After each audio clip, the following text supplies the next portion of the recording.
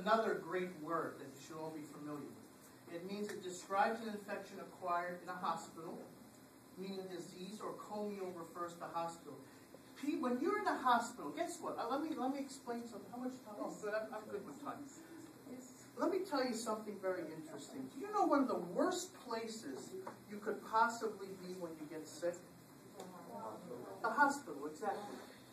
The last place you should ever be when you get sick is a hospital. Why?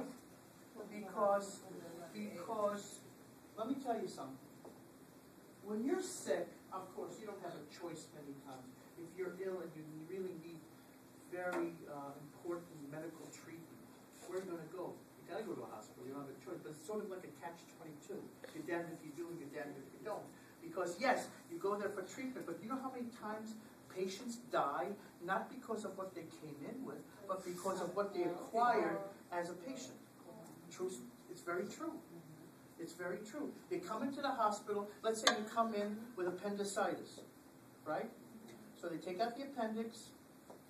They treat you for appendicitis, but you die of a massive staph infection or something like that. Okay?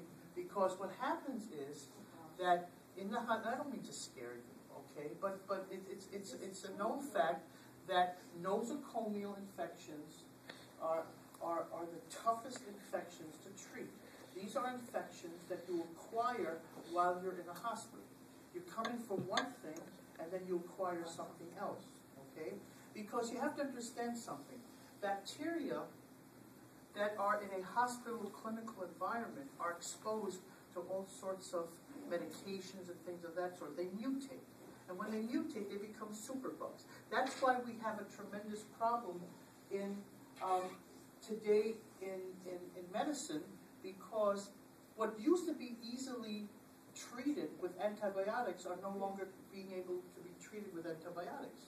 For example, you know, when antibiotics first came on the scene in the 1940s, after World War II, that's when the pharmaceutical industry took off.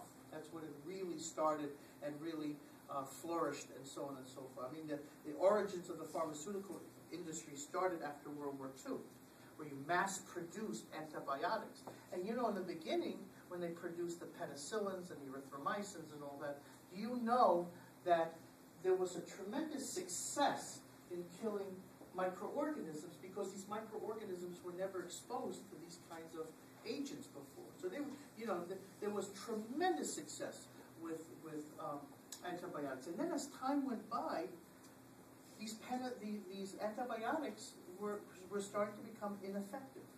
Why? Because these microorganisms started to develop, they started to mutate, they started to change, they started to be able to bypass the effects of these antibiotics.